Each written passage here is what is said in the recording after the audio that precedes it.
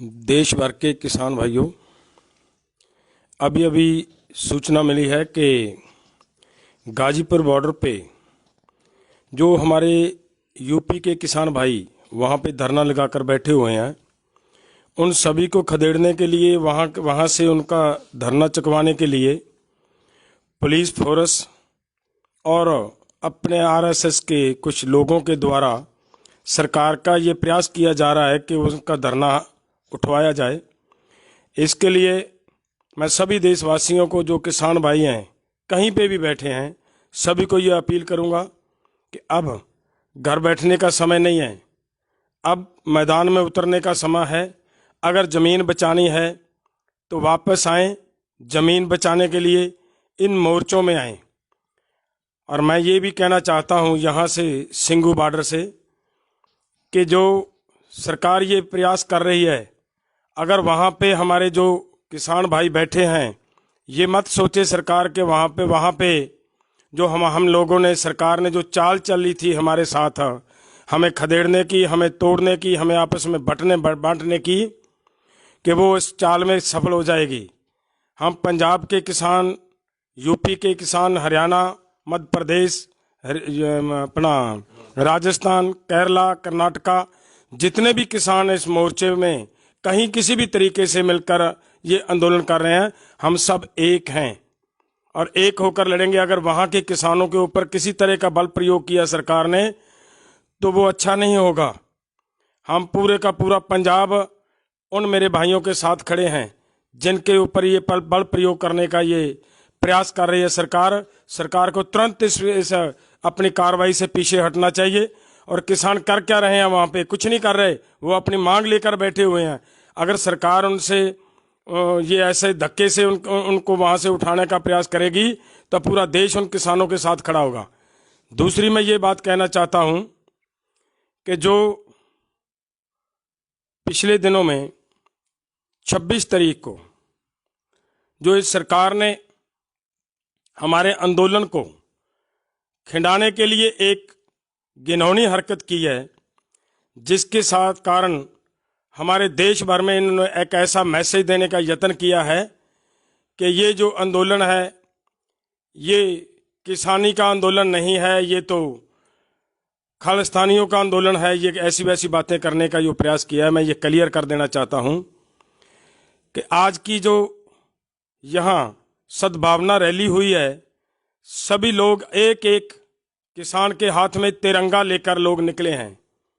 वो जो तिरंगा है उसके बारे में अगर बात की जाए, जिस तिरंगे की ये हमारे सरकार बात कर रही है, इन्हीं की तिरंगे की अगर बात की जाए तो बीजेपी के, आरएसएस के अपने ऑफिस पे ये तिरंगे के ऊपर इनका अपना झंडा झूल रहा है।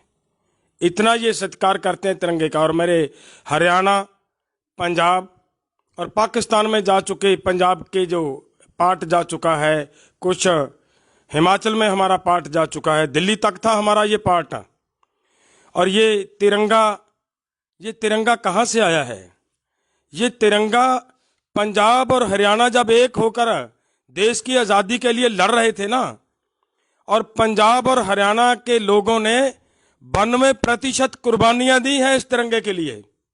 और ये इस तिरंगे पे क्या हम पंजाब और हरियाणा के लोग कोई ऐसी आंच आने देंगे? नहीं आने देंगे भाइयों। ऐसा मत सोचो कि किसी एक आदमी ने, वो घटिया किस्म के आदमी ने ऐसी गलती की है कि वहां पे जाकर उसने वो इनका आरएसएस का पिल्ला था जिसने वहां पे जाकर ऐसी गलती की है। और उन लोगों की गलती से आप ऐसा क्यों कर रहे हो? हम तो आपके भाई हैं यार, आप हमें पहचान तो लो। हम एक इकट्ठे होकर ये आंदोलन लड़ रहे हैं और अपने बच्चों की जिंदगी के लिए लड़ रहे हैं, अपने बच्चों की जमीन बचाने के लिए लड़ रहे हैं। इन लोगों का ये प्रयास था कि इन लोगों को किसी न किसी तरीके से खिंडाया जा सके, इनकी ताकत को बांटा जा सके। अलग अलग तरीके यूज किए इन लोगों ने, लेकिन इनका कोई तरीका अब तक हम लोगों ने सफल नहीं होने दिया। तो इन्होंने ये हरकत किया है, वो जो तिरंगे के अपमान की बात की जा रही है। तिरंगा हमारा है, हरियाणा का है, पूरे देश का है। हम इसका सम्मान करते हैं तिरंगे का। इसके लिए इनकी किसी ऐसी वैसी बातों में मत आएं और मैं रिक्वेस्ट करता हूं फिर से हरियाणा के भाइयों को कि आइए वापस, इधर आओ वापस। अब हमारे बच्चों की प्रॉपर्टी, हमारे बच्चों की जिंदगी, हमारे बच्चों की लाइफ पे आज आन पड़ी है। ये सरकार यही चाहती थी कि ये धरने कमजोर करें, ऐसा ऐसा षड्यंत्र रचे, उस षड्यंत्र से धरने कमजोर होंगे और उनको जबरदस्ती उठाया जा सके, और ये आप इन्होंने करना शुरू कर दिया है। और मैं फिर से ये कहूंगा कि वो जो हमारे वहां पे गाजीपुर पर भाई बैठे हैं, पूरा पंजाब उनके साथ है। अगर हम लोगों को, हमारे उस भाई को, राकेश टिकैत जी जो वहां पे बैठे हैं, उन्होंने कसम खा रखी है कि हम उतनी देर तक जल पानी नहीं लेंगे जब तक हमारे लोग नहीं आएंगे, वहां से हमारे गांव से पानी लाकर नहीं देंगे। तो मैं ये भी कहना चाहता हूं कि हम पंजाब वाले, अगर हमारे उस भाई को कुछ भी होता है तो हम भी अपनी जानें कुर्बान कर देंगे, लेकिन उस भाई का बाल भी बांका नहीं होने देंगे। ये हमारा हरियाणा, हमारा पंजाब, हमारी यूपी, हमारा मध्य प्रदेश, ये हम सब एक हैं। हम इसके लिए लड़ाई लड़ रहे हैं कि हमारे बच्चों की रोटी का सवाल है। इसके लिए भाइयों, जो भी हुआ है, किसी तरीके का हुआ है, सब भूल कर वो उन लोगों ने किया है यार, हमने नहीं किया। हम तो तिरंगे का सम्मान करते हैं, हम सब का तिरंगा है। इसलिए मैं जो आपको एक बात और मुझे पता चला कि वो जो इस आंदोलन के चलते बलबीर सिंह राजेवाल जी ने कुछ ऐसे बात कह दी है जिससे हमारे भाइयों की थोड़ा मन को ठेस पहुंची है। मैं उसके लिए भाइयों आप सब से, जितने हरियाणा के लोग हैं, जितने जाट भाईचारा है, सबसे मैं हमारे पूरे संयुक्त किसान मोर्चा की ओर से, पूरे इस चलते आंदोलन की ओर से मैं आपसे क्षमा मांगता हूं भाइयों।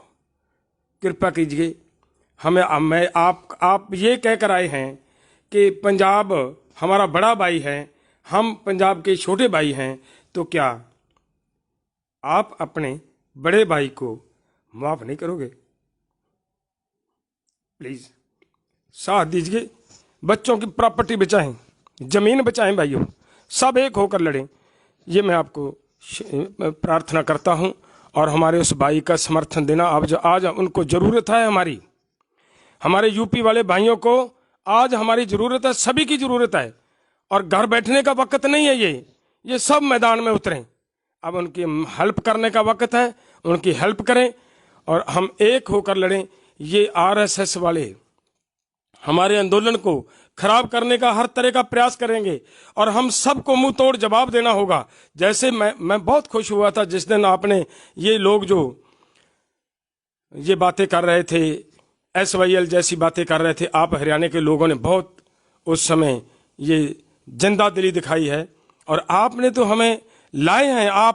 हम पंजाब से नहीं आ सकते थे अगर आप हमारा साथ ना देते। तो भाइयों, आप लेकर आए हैं, तो अब हमें आपके सहयोग की जरूरत है। यहाँ पे आए, इस आंदोलन को बड़ी जरूरत है आपकी। इसलिए मैं फिर से आपको ये रिक्वेस्ट करता हूं, एकजुट होकर लड़ने का समय है भाइयों। एकता बनाएं और सब बातों को भूलकर एक होकर आएं, इनकी चालों में मत आएं। धन्यवाद।